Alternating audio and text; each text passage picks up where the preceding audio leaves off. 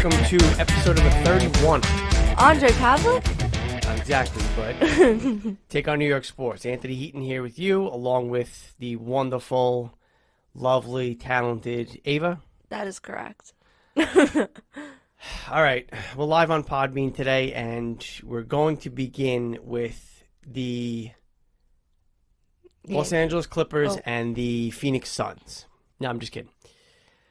We are going to start by thanking one Mr. Yanni Gore.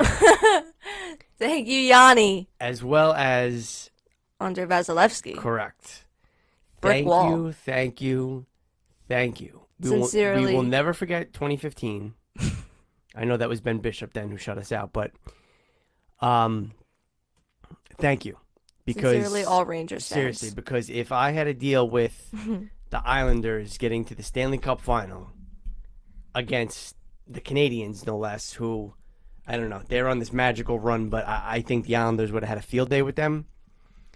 Yeah, thank you as a Ranger fan for not putting me through that, because that would have been brutal. I would have cried. Absolutely brutal. That would have been awful. So bad. Let's look back at the series. It was I think the Islanders definitely held their own. It was a pretty evenly matched series for the most part, except for that 8-0 game. Yeah, there was only one lopsided game. That was it, obviously. But I think, it pains me to say, but, They're good. Yeah, I mean, I was hoping last year was a fluke, but obviously they proved this year when they just, rolled through Pittsburgh, rolled through Boston. And again, I know Pittsburgh and Boston are, older teams getting there. They've had their nice runs. Pittsburgh also had Jari. Yeah. But it's tough to get back. Obviously Tampa too, big props to them for getting back to the finals 2 years in a row, but it's tough to get back to that, quote unquote conference final 2 years in a row. And 2 Eastern Conference teams. Stanley Cup final. Yeah, they're in the same division too. Are they really? Oh yeah, they are. Yeah. I mean, not this year obviously. I didn't even process that. Yeah.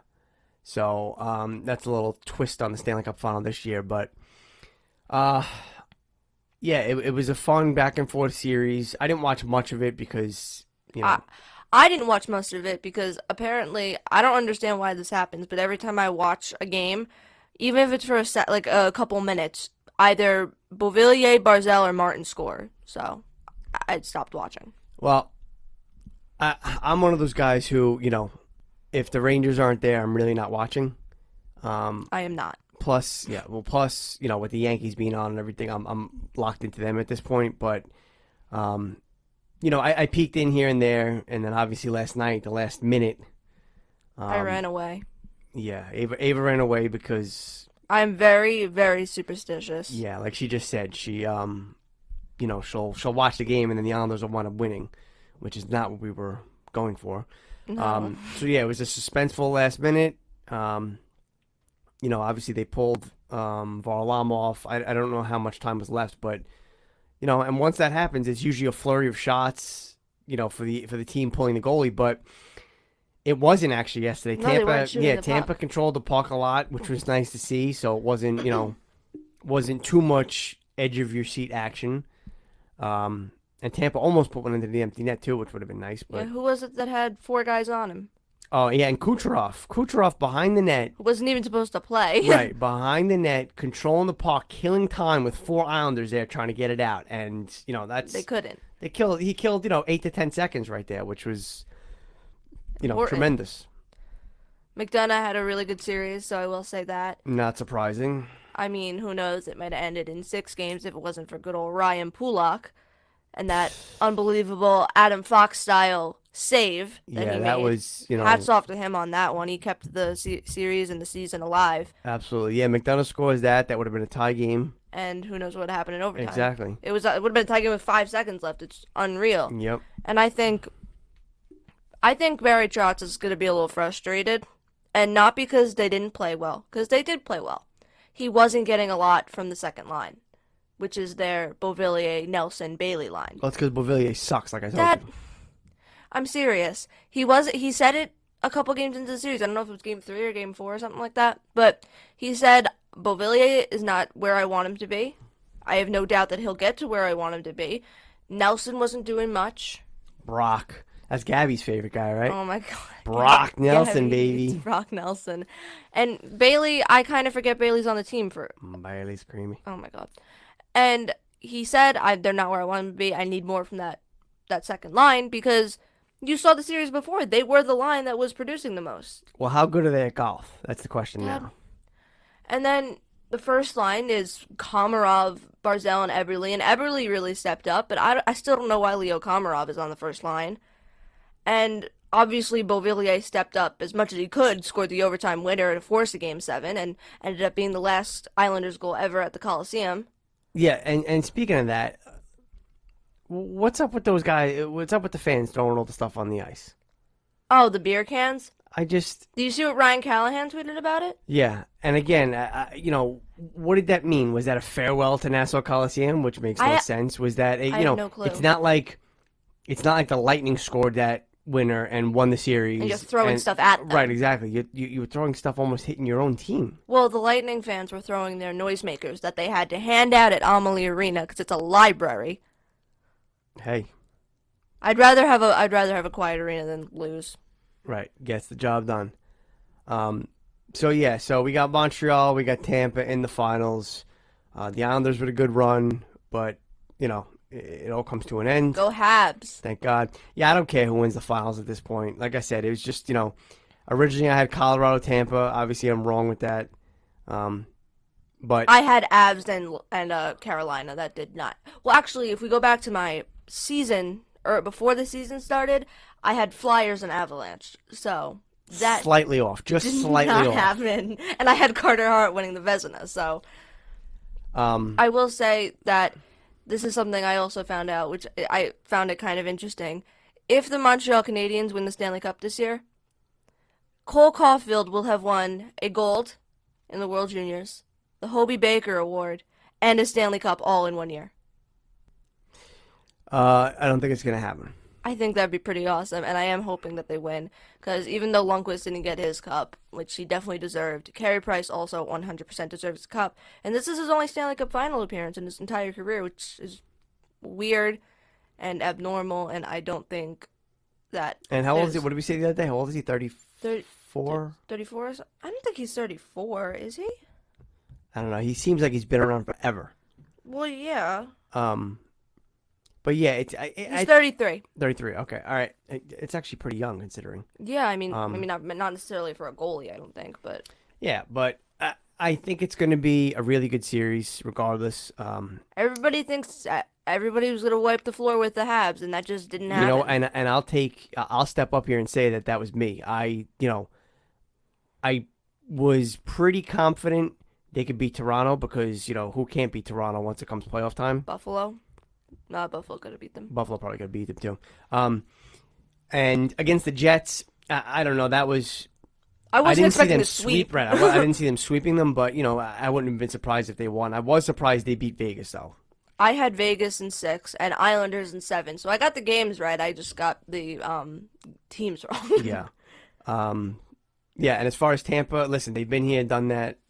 They got a ton of experience. They got $14 million over the cap, so Isn't it like 18? Whatever it is, I don't know. It's whatever. That's a moot point right now, but yeah, it's going to be a good series. I think I will probably not watch a second of it. I'm going to, so feel free to DM me on Instagram if you want to talk about it. NHLAva_, because NHLAva was taken. Terrible. But yeah, it's it was a weird season, obviously, with everything that was going on. It seems like now next season Rangers had a better record than the Habs, just throwing that out there. If it was a normal year with normal seeding, Rangers would have been in the playoffs. It's it is what it is. Also, I'm not going to let this down ever. You can talk about Calgary? Yeah, Calgary had 2 more wins than Montreal, but Montreal got in because they lost in overtime 11 times. Okay, I'm done now. Listen, that's just I don't. I hate me, the overtime. I don't agree with it annoys me that each team gets a point. It's like a participation trophy to me. Oh great, you made it to overtime, you get a point. No, come on. And again, listen, it's helped the Rangers on some occasions. I get Definitely. it, but just overall, I don't like it. Why don't they just go based off record like every other sport? Well, I mean, I guess it can be done that way. And then you have head-to-head matchups as tiebreakers and stuff like that, or goals scored or whatever. But this is the way it is now, and we deal with it. And like I said, this season coming up, 21-22. As of now, it looks like everything's back to normal. We're going to be starting in October, 82-game season. Back to the Metro we go. Right, back to the regular divisions. Which isn't much better. Right, but now we have Gerard Gallant. Oh, I'm so excited. And he was a little, I don't know if he was doing this on purpose, but he was kind of shading David Quinn a little bit. Well, listen, Quinn, I don't know. You Quinn was something. You don't really want to say too much bad about him. He did, he did what he could, I guess, but he wasn't great Efficient. in certain aspects. Yeah, he wasn't efficient in certain aspects. This is what I'm going to say.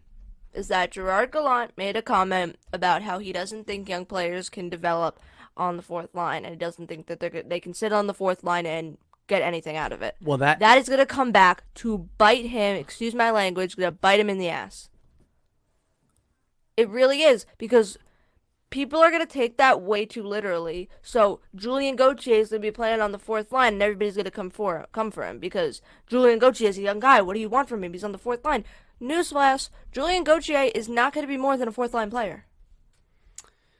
I think, I think the diehard hockey fans, diehard Ranger fans understand what he's saying. No, I understand what he's saying. I'm just saying people are going to take that way too literally. Yeah, it's good. Listen, he's coming in, and that was an obvious problem. That was an obvious issue, I should say.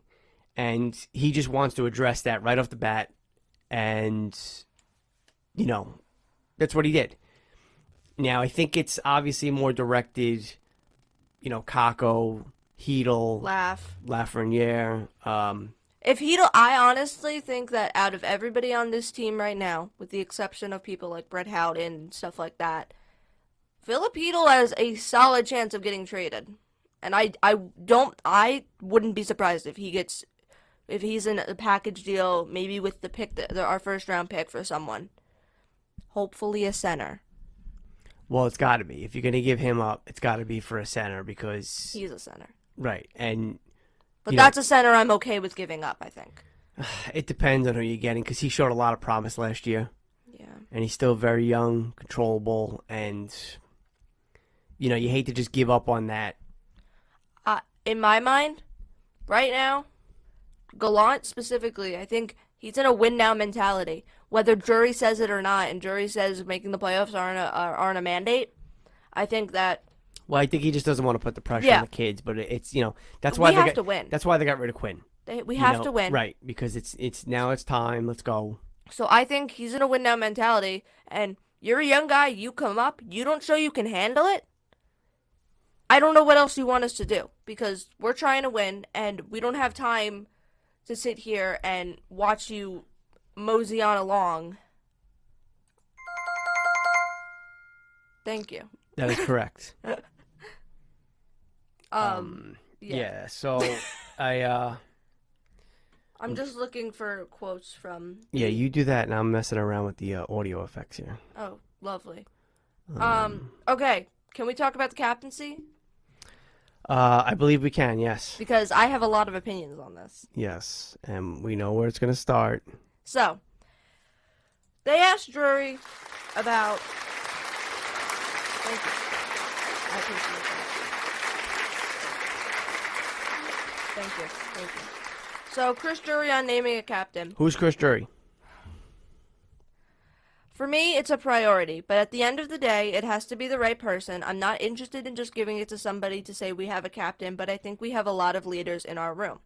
So that quote to me, and I think to a lot of people, including Rick Carpinello, means it's down to about 2 people. Maybe 3. Because apparently Lindgren is in the conversation now. Which is surprising, but not surprising. You know the what I mean? only reason it's surprising for me is because he's only 23. That's the surprising aspect for me, because I definitely could tell the leadership and his contract. Isn't he only here for 3 more years right now? Well, but that's the thing. I mean, you put the captaincy on him. I don't want him to take I don't want to put too much pressure on Lindgren. No, listen, come on. That's know. why he's up for it, because he's one of those guys that can handle it. So basically, in my mind, it's down to 3 people: Lindgren, Kreider, and Jacob Trouba. Who? I know there are still plenty of people that want it to be Mika Zibanejad, and I know that there are a weird amount of people that want it to be Artemi Panarin, that is not happening. I'm sorry for all the Panarin for captain people. It's not happening. I don't see Zibanejad is definitely a leader. You could hear what Alexis Lafreniere said about him this season, saying how he is a big part of this team. He's a big leader. Buchnevich said he was a leader. But I don't think he's necessarily as much of a leader as the other 3 guys I said. Kreider, I think, is self-explanatory. I think we can all see that. A blind person could see that. He's one of the biggest leaders on this team. Lindgren has that protection aspect. You mess with someone, he will beat you up. And he will not hesitate. He puts his body on the line every night. And he's a very important part of this team. And then Trouba, which might not be as self-explanatory as Kreider if you hate him and ignore anything that has anything to do with him, which is about 75% of his fan base. When we were playing the Devils, I don't remember, it was that series against the Devils. I don't remember which game it was. Mm-hmm. We ended up winning, obviously, but we had an iffy second period. After the game, Quinn said, I didn't like our second period. I didn't go in the locker room during intermission. Trouba took over. I think that in itself is a big leadership part. You took over for the coach. You took over for the coach in the locker room, and then we came out and we played a much better third period and we won the game.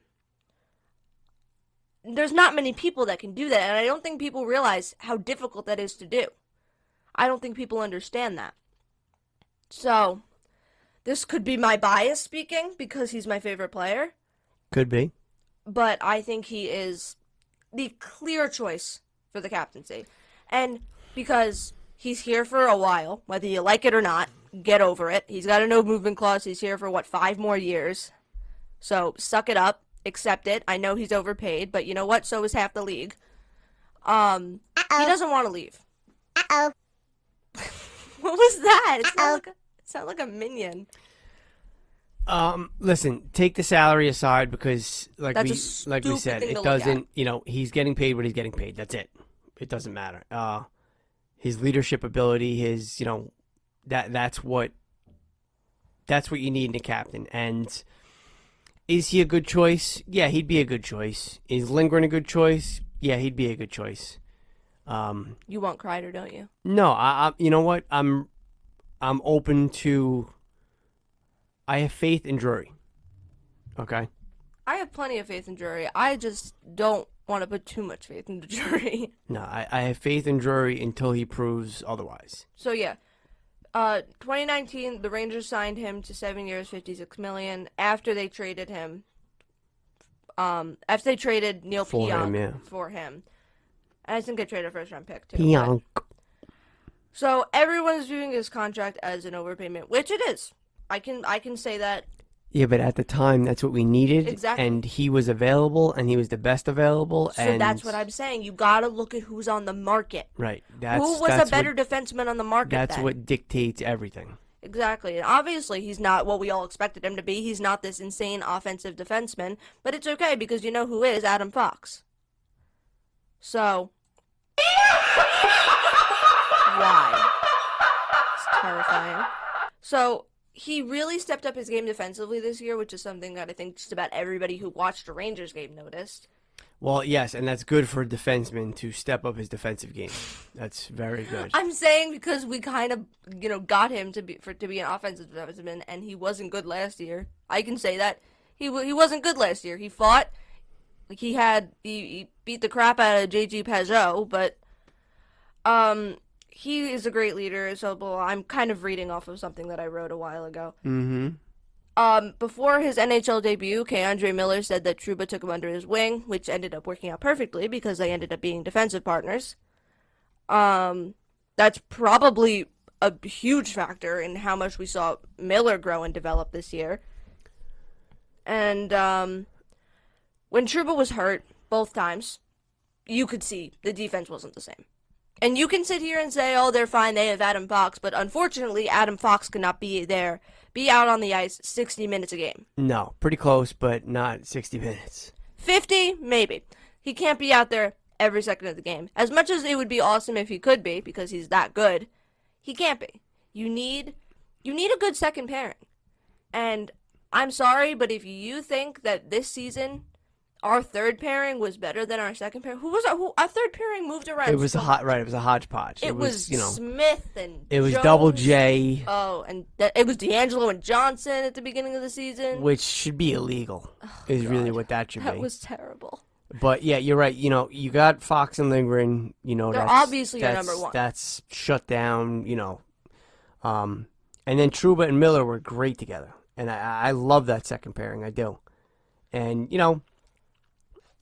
now third pairing coming up. That's going to be a question for Gallant. It's going to be depending on preseason and training camp and who shows they can handle it. Exactly. Is it going to be some more of the young kids coming up, ready to step up and play? Are we going to re-sign Brendan Smith? Right. Is it going to be Smitty? I would love if we could re-sign Brendan Smith for one more year. I love him. The very versatile Smitty. Love him. It's all up for debate at this point, and it's all, we just don't know. We're just going to have to wait. It's as simple as that. Yeah. And you got to have faith, as George Michael once said. Well, I will say this. The Norris Trophy winner is being announced on Tuesday. And if it is Victor Hedman, I will personally find everyone who voted for Victor Hedman and try to knock some sense into them. I don't think you're going to be able to do that. I'll figure it out.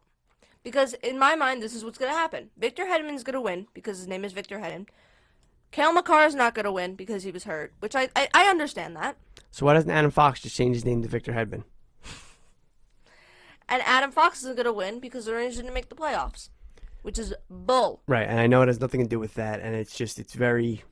But it happens. Victor Hedman has the name. Victor Hedman has the experience. They're not going to give it to 2 second-year players. They're not going to give it to one of the 2 second-year players. I really don't see it happening. And it sucks because... Honestly, I think both of them deserve it more than Hedman. I know you didn't watch any Avalanche games this season. Yeah, I mean, again, you could look at stats and this, that, the other thing, but unless you see a player all the time, it's tough to say. And again, I think these writers or whoever, that do actually vote for him. I know Vince voted. Right, and how much really are they watching every play of the other players? You know what I mean? Yeah. Obviously, Vince saw Adam Fox, Yeah, it's impossible to do. You unfortunately have to take stats into account, and for some reason they take... Fox had better stats. They take, this team made the playoffs into account, even though it's ridiculous. The regular season award, unfortunately, Adam Fox cannot make his team not suck. Yeah, how many MVPs has Mike Trout won, and the Angels haven't sniffed the playoffs? It's one of those things. But... It's ridiculous, and it's just is unfortunate, and... I think if Fox doesn't win this year, though, as long as he keeps up the play that he has been, he will definitely win one in his career, at least one. What does the Fox say? He says, I deserve the Norris, but... He does. Well, yeah, listen, like you said, if he doesn't get it this year, I could certainly see him winning one, at least, over the next couple of years, because he's tremendous. I do want to say one thing. Lou Lamoriello won GM of the Year again. Lou Lamoriello winning GM of the Year and Barry Trotz not even being a finalist for Coach of the Year is the most backwards crap I've ever seen. Well, I don't see how you can sit here and tell me that Lou Lamoriello would be this good of a GM if he didn't have Barry Trotz as his coach. I think the way that they could say that is that Lou Lamoriello has succeeded everywhere he's gone. And he's put together great teams everywhere he's gone. I have nothing against Lamoriello except that he kind of scares me. But I just think that the fact that Lou Lamoriello won and Barry Trotz and David Quinn had a second place vote and all Barry Trotz had was a third place vote should really say something about these writers because, excuse me? I think somebody might have either clicked the wrong thing or filled out the wrong name or something. Did you click the wrong button? Yeah, because who voted for David Quinn? I need to know. They should be arrested. They should lose their vote for that. They should. Who looked at the Rangers season and said, yeah, you know what? we're gonna. I would have voted Chris Knobloch. You know what? I think his cousin's on the voting Oh, that committee. would That's explain why, it. yeah. That would explain it. All right, so that's gonna put a bow on the NHL season, at least for us and the local teams. Tampa, Yeah, Montreal. damn Buffalo. We'll see what happens, and that's it. But it's gonna be a big off season this year.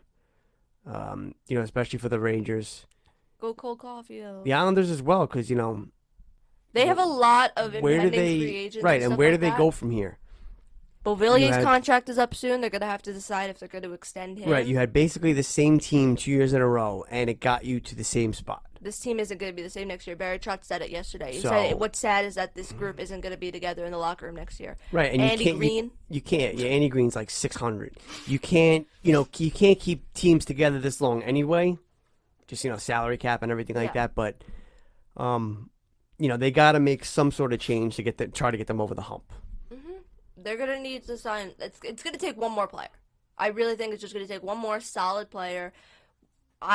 We'll trade them Brett Howden for Barzell, straight up. Straight up.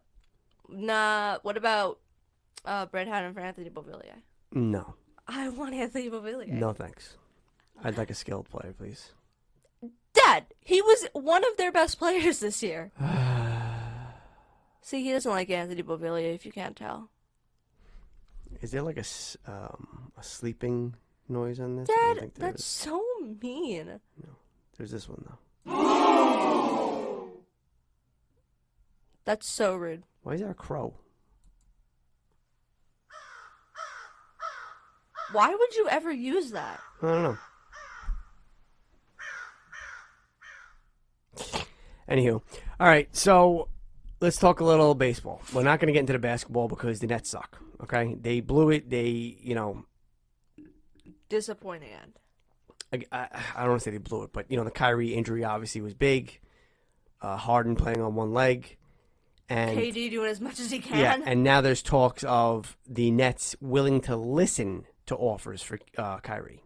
Ooh. So I don't know, That'll but be it is interesting. what it is. The Hawks, screw them too. But yeah, they got beat up last night. yeah, luckily the Bucks beat them to tie the series at 1, but 1-1. 1-1. The Yankees. We, haven't done a show in a while. I've been busy at work, sorry. So a lot has gone on with this team from then. A lot of good, a lot of bad. Lot of bad. There's a lot of things we've learned, too. And one of them is Brett Gardner is finished. Oh dear.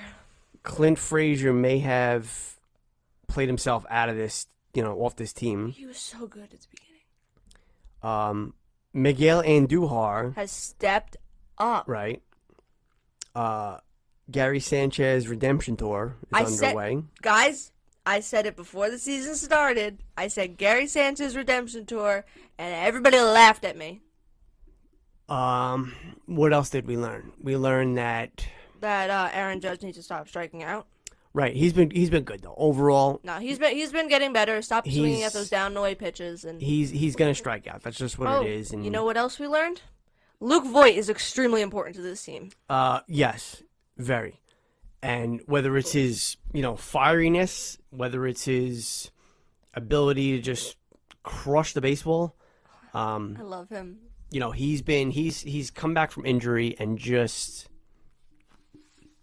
done his thing. And he's helped us tremendously offensively, and he's got to be healthy. He's got to be in the lineup. And he said this is the best he's felt all year. Because remember, in spring training, he hurt himself. Yeah, he's never been 100%. And yeah, now, last year he was playing with the plantar fasciitis or whatever it was. So he's feeling great right now. And Needed to stay that way. right, he's got to stay healthy. And, His first base has been a shit show this year. it's been a black hole. And it's Mike Ford's gone. Yeah, thank God. Mike Talkman's gone. Yeah, he's been doing nothing in San Francisco too, but Well, that's nice. the pitching that carried us in the beginning of the season has fallen flat a little bit. Yeah. And you can't expect them to maintain that the whole year. Tyone had a brilliant outing the other night. Yeah, Tyone did not have a brilliant outing. The start before, I know. He got one freaking out. One measly out. And gave up 4 runs. Sorry. Could have been a lot more. And We had to take him out in the first inning, and it ended up being a bullpen game. And freaking Nestor Cortez pitched, 6 innings? 5 innings? 4 no, I think maybe innings? 4 innings, but yeah, and then his mustache needed to be trimmed, so he had to come out of the game. But it's very frustrating to be a Yankee fan this year. And you had a great week last week. You gained 4.5 games in the standings. Now we play the Red Sox. Right, and now you play the Red Sox with a chance at redemption. I hate that word, but that's what it is. It's a chance at redemption. And They didn't get blown out yesterday, which was right. Well, a loss is a loss, but yeah, you showed a little. You're showing improvement. You're showing a little improvement in the fact that you were down 3-0 before you could blink. Thanks, Herman. And you fought back. You tied the game up, and then they take the lead later in the game, and then the insurance run in the 8th inning, I think it was. Yeah. The bottom of the 8th. And it's just, you're going to have to beat the American League East if you want to win the American League East. You look at their record now, I think they're 6-4 against Baltimore, which, okay, you have a winning record against them, but great. That doesn't mean crap. You destroyed them last year. What was it 18-1 or 17-1, whatever it was. And again, you're probably not going to get to that point again, but 6-4 is, mediocre against a bad Baltimore team. Well, hopefully they win August 2nd. Yeah, we're going to that game. And you look at Toronto. We're 6-6 against Toronto, and we were 3-6, but we swept them, last week. Which, okay, great. Now we're 500 against them. We are, I think, 6-9 against the Rays. That's brutal. Right, and now we're 0-4 against the Red Sox. That is. And I think we play the Red Sox 10 times in the next 3 weeks or whatever. It's 3.5 weeks. Next month, let's say. Lovely. So, and these are the teams, Tampa and Boston that are in front of you that obviously you gotta beat to catch. You can't rely on them losing to other teams. You gotta, it's a 2-game swing when you play these teams. Because if you win, that means they lose, obviously. But if it goes the other way, it's a 2-game swing. So they're such crucial games, and we can't afford to be losing them right now. No, not at all. Monty goes tonight. Hopefully he pitches better than Herman. He's been good.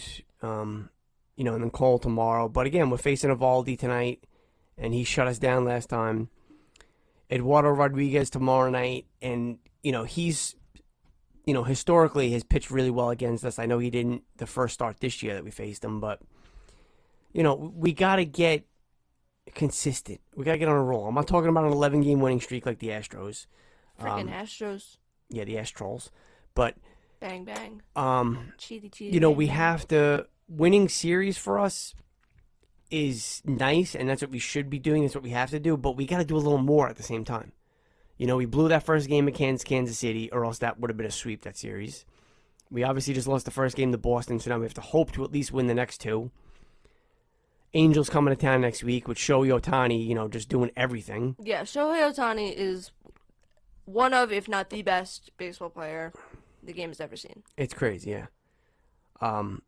So, you dig yourself that hole, and again, I know it's 4 games, 5 games, 6 games, but it doesn't seem like a lot, but in the grand scheme of things, it is a lot. Right, especially when it's against Boston. Right, Boston and Tampa. You got to remember, you got to play 6 games better than them now, just to catch up to them, and then you got to play better than them again to hold out and win the division. Yeah.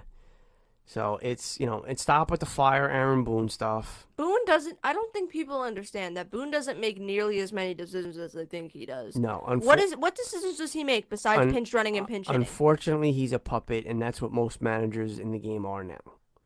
That's the way it is. What's frustrating? You have to deal with it. It sucks, yeah, but like the other night, and Boone said he was wrong, obviously, but. He came in, talked to Chapman after Chapman was just all over the place against the Royals. He said, hey, you want to pitch to Santana? or do you want to walk him to load the bases and bring in the rookie catcher who hasn't had a career hit? Chapman said, I want Santana. Boone said, okay. Boone walks back to the dugout and says, no. You know what? I changed my mind. Walk him. So they intentionally walk Santana. And then Chapman then proceeds to Is allergic to the freaking strike zone. The rookie catcher. Who has not had a single major league hit. Right. And he forces in a tying run, and then he lets out a giant, scream, whatever he says, F or whatever the hell he says. And then he gets back into the dugout after the inning because then they want him taking the lead. And he throws his glove and he's pissed and stuff the other thing. At least he's showing emotion. Yeah. And, Boone said afterwards, he was honest about everything. He said, listen, I wanted to walk him. He wanted to pitch to him. Obviously, the decision, I should have stayed with that original decision. But, they talk. Everything's fine. They're both professionals. But it's just, sometimes you can't. We ended up winning. You can't go with the numbers. And I know that a lot of the stuff now with the analytics and everything is you see the numbers and this particular matchup is going to give me an 80% probability of succeeding. But again, there's just, baseball isn't that game, and we spoke about this time and time again. Baseball isn't that game that you can just go based off numbers. You can't. I know the numbers are a huge part of it, but you go back to what happened to this guy earlier in the day. Did he get into a fight with his wife?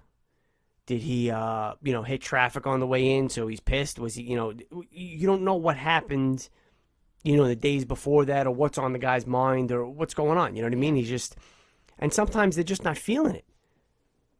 It's Chapman seems to have not been feeling it at all lately because he cannot throw a strike. He was light out at the beginning of the season. Actually, no. He can get the first 2 outs, and then he cannot get the third one for the life of him. Yeah, he's been relying on the slider a bit more, which I'm fine with, because he tries to throw that 102-mile-an-hour fastball, and most of the time he doesn't have the control with it. And, that's a scary thing, especially when you get a runner on, because then all of a sudden there's a wild pitch or a pass ball, and it's like, okay, great, now the runner's just moseying around the bases. So it's, and now Britton, too, last night. I don't want to talk about that. He just comes back from the IL. He's feeling good. After he was off the IL and not feeling great, okay, then Boone says, all right, he's our 8th inning guy, everything's good, blah, blah. And then you see him yesterday, his hamstring.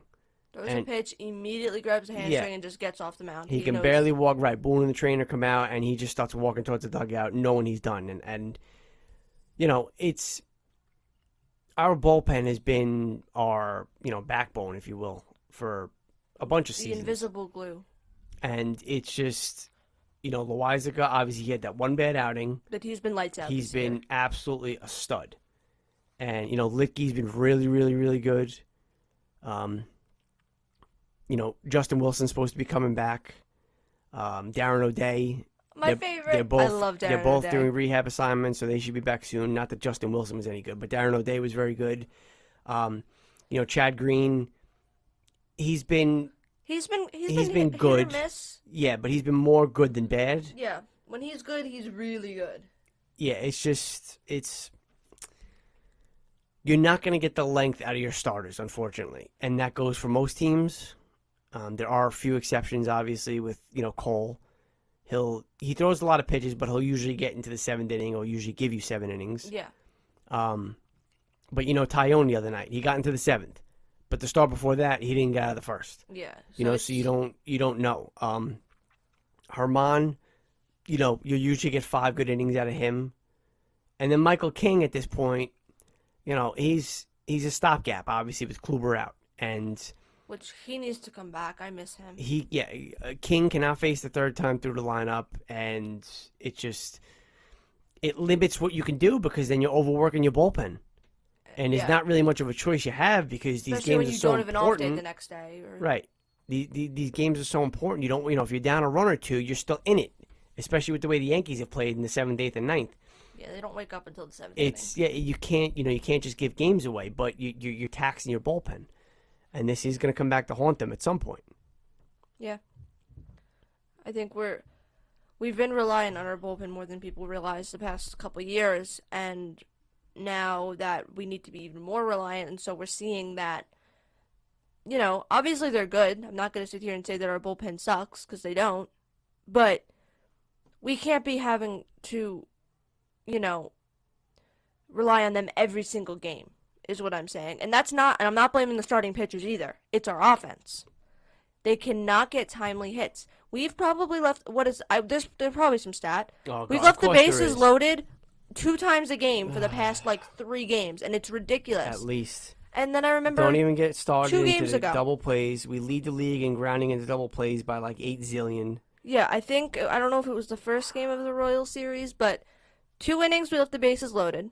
2 innings we left 2 runners on. And then I think it ended up being 3 innings we left a runner on in scoring position. There's only 9 innings. That's correct. And you just used 7 of them, leaving available scoring chances on base. And you lost by 1 run. If the object of baseball was to leave as many runners on base as you can, we'd be the World Series champions. We'd be undefeated, probably. Yeah, probably, because this is ridiculous. Right?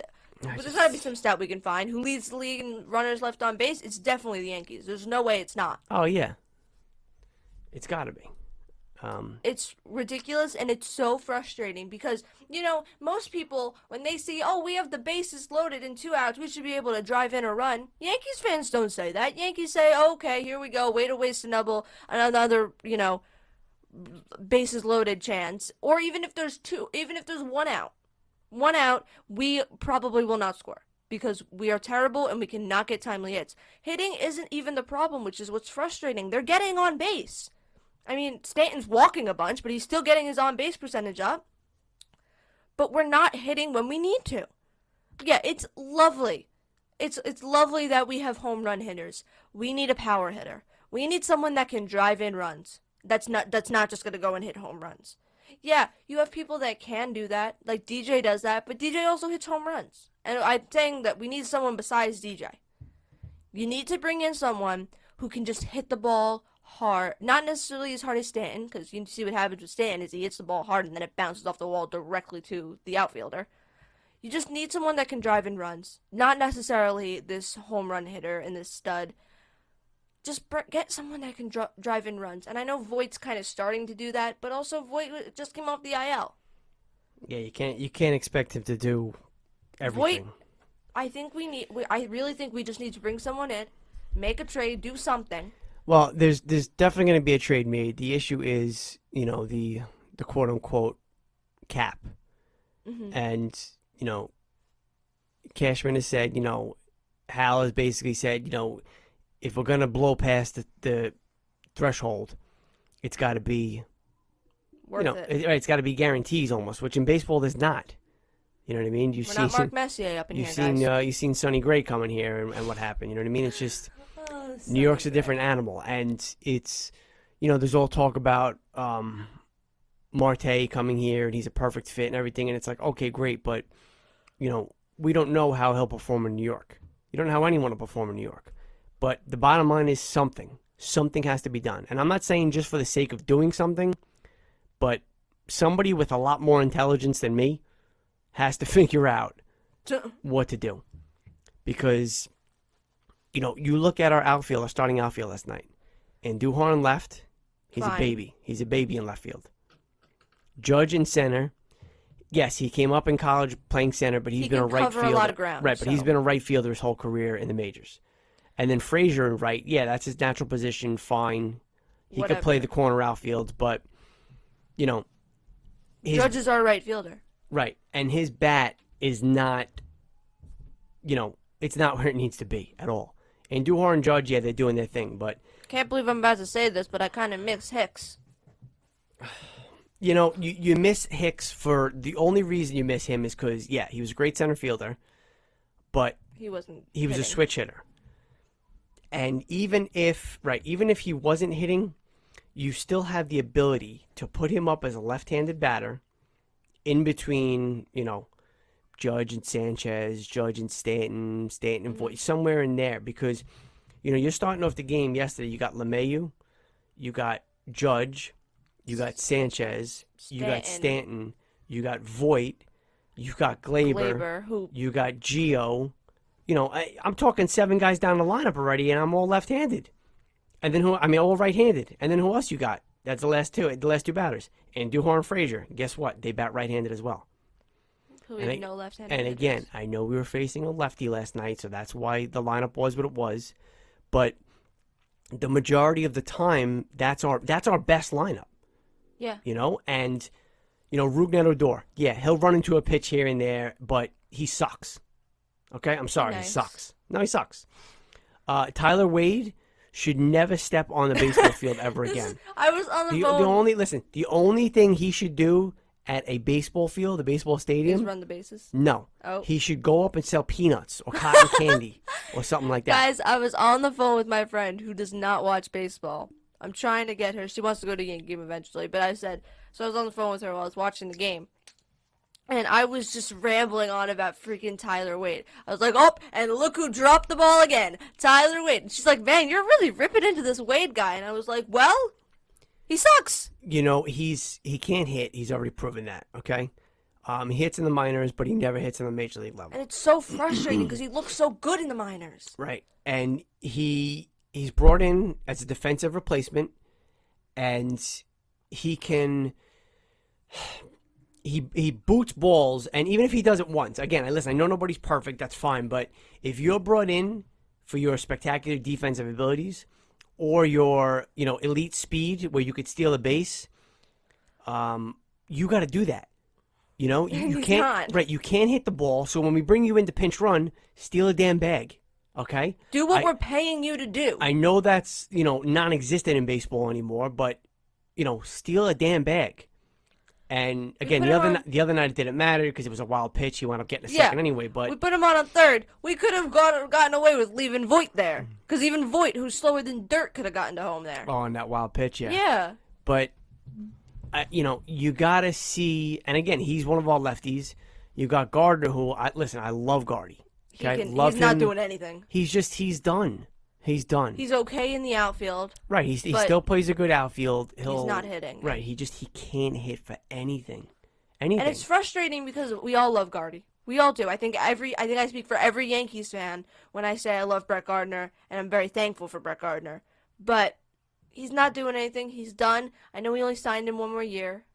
Give him one more chance. He understood at the beginning of the season that he wasn't going to be getting the playing time he was. Right, and he wasn't brought back here to be our starting outfielder. No. It was supposed to be Frazier. Well, Frazier and then Hicks. Yeah. But unfortunately, injuries and people forgetting how to swing the bat and play baseball, he's had to play more than we would have wanted him to. Mm-hmm. It's a tough spot, and he knows he's at the end of his career, but something's got to get done. We're coming up on the All-Star break now, the halfway point of the season. Sanchez for All-Star, guys. Yeah, and that's another thing about Sanchez. Stanton, listen to me.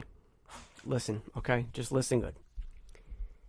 You have to be able to play the outfield at some capacity, okay? We got Miguel Andujar out there, who's, he's played really, really well considering he's a freaking third baseman, okay? And he's busted his ass trying to get playing time and says, listen, coach, put me in. I'll play wherever you want. And I know Stanton is, it's more of an organizational thing where they don't want him getting hurt, of course, because his bat, when we can't lose anything. And the thing is, though, and again, I hate to bring contracts into it because it doesn't really matter, but 26, 27, the Jacob $28 million. Trouba of the New York Yankees. It's just, you got to be able to play the outfield. And if you're DHing, you have to DH every day. This is for the organization, you have to hit too. If you're the designated hitter. This is the organization, too. You guys got to play him every day. Yeah, he can't be taking rest days. The guy doesn't... What do you need to rest him from? Right, what is he doing? He strikes out. He's swinging the bat. He has to rest from swinging the bat? He's not even getting hits. He's walking. Right. Well, even when he was getting hits, is he gonna pull a muscle walking to first base? Well, that's the thing. Even when he was getting hits, you worry about him running the bases, and this is the other thing. So what are we going to do? We have an abyss at DH. The DH spot is There's no other option. right, but the DH spot is always good, as you see other teams using it for, half, quote unquote, half days off. Yeah. You'd like to give a rotate. Gary Sanchez, when Higashioka catches for Cole, which that's a whole nother discussion, but Sanchez is hot, right? You want to get his bat in there. And you don't want to be giving him days off right, like that. so you want to slide him into the DH spot, but you also want Stanton to play. So if Stanton is able to go to left field, you know what I mean?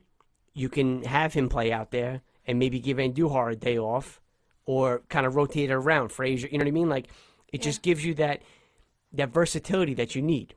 That's what makes DJ LeMahieu such a valuable player. He can play any position on the infield. Third, second, first, it doesn't matter. And he plays them all well. Yeah. Really well.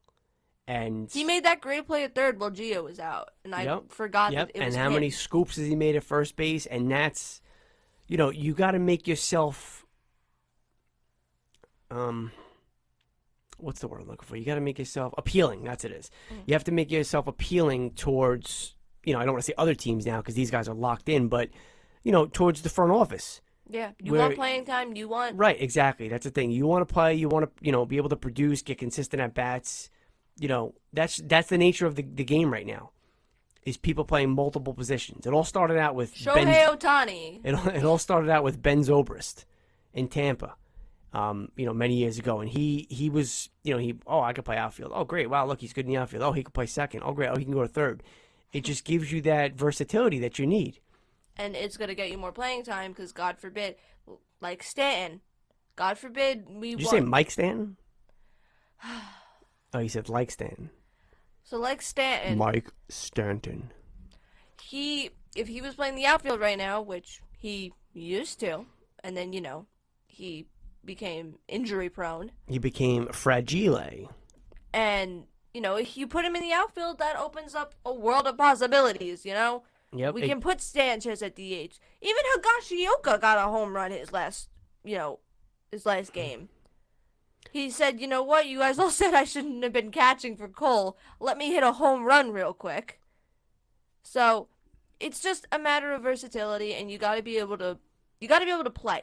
And, you're Stanton, you're a designated hitter, so hit the ball. I'm okay with him walking. Get on base. Do something at least. You know what I'm not okay with? I'm not okay with him striking out or flying out. You're a hitter, hit the ball. I'm not okay with the personal catcher thing. Higashioka and Cole. Well, okay. Here's what I'm looking at that as. Obviously, we all, it's like, oh, Higashioka is Cole's catcher. Okay. But Sanchez is extremely hot right now. And I get it, you want to give him an off day, especially like double off day, maybe rest him because we had a long stretch coming up. I understand that it just happened to fall on that day. However, Cole pitches tomorrow. Mm-hmm.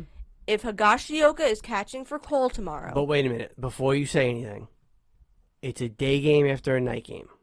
Ooh, that's a good point. So, the bottom line is basically every organization doesn't like to do that. I think Sanchez actually did that last week against Kansas City. I think he did.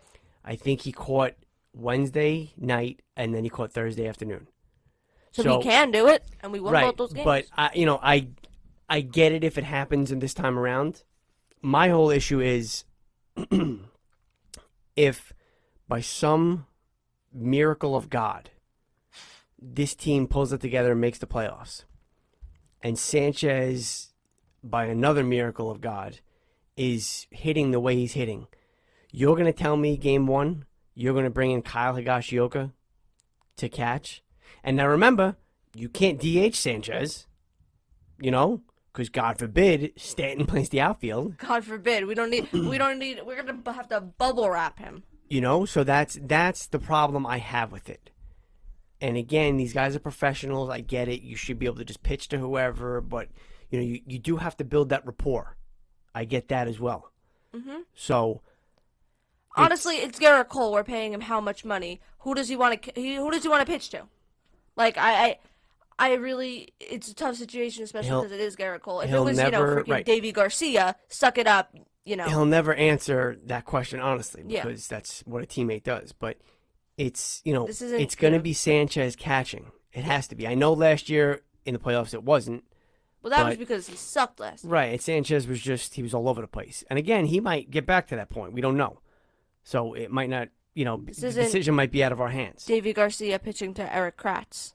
Right. By the way, Davy Garcia sucks right now. Right, yeah. It wasn't, a young kid coming up feeling as comfortable as he can. I get that. But Clark Schmidt.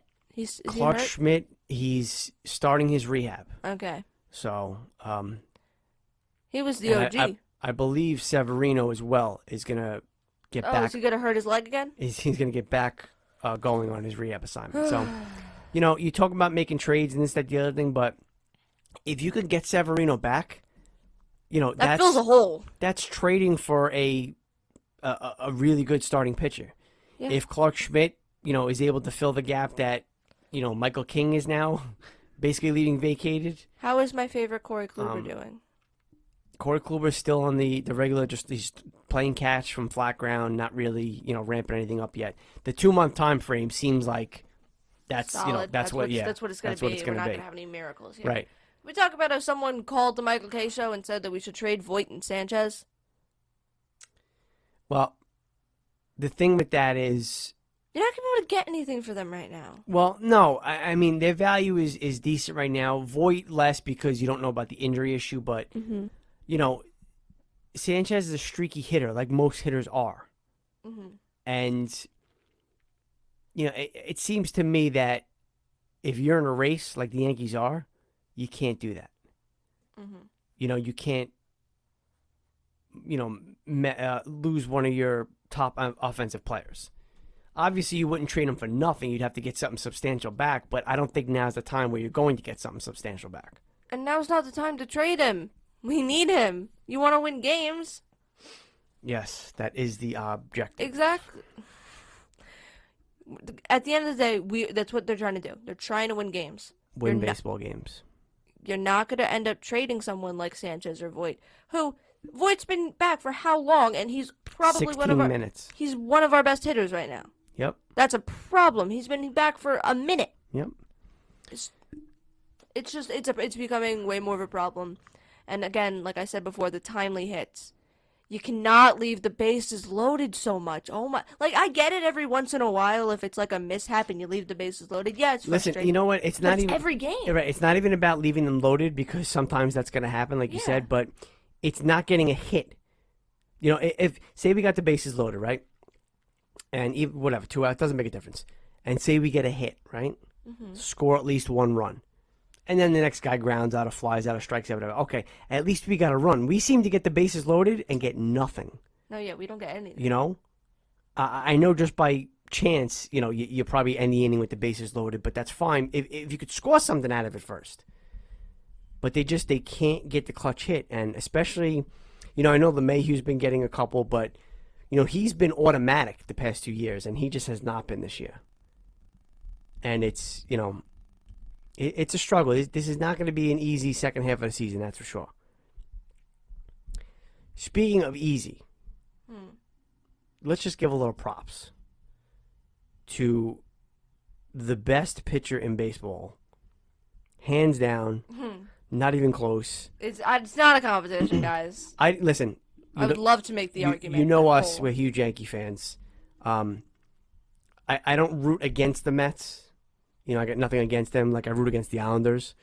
But I've actually watched a bunch of Met games when they weren't conflicting with Yankee games, when deGrom pitched. Sometimes I do the split screen, whatever. Yeah. But because watching him pitch, it's so fun. It's like, I don't want to sound cheesy, but it's like poetry, man. It's art.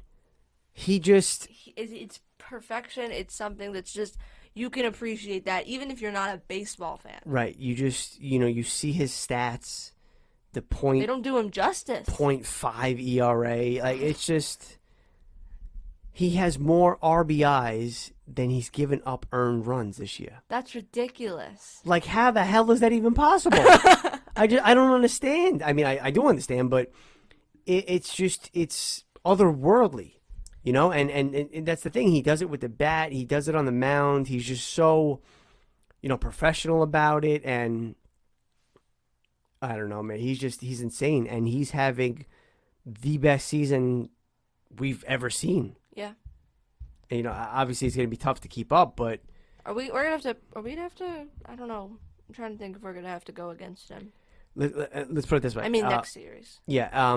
Evan Roberts on WFAN said he tweeted this the other day where he said, if Jake makes his next start, we could be in line because we're playing the Mets next weekend. We could be in line for a deGrom Cole matchup.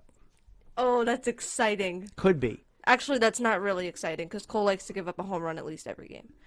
I did just look at the MLB left on base per games. Mm-hmm. Yankees are 23. I saw that.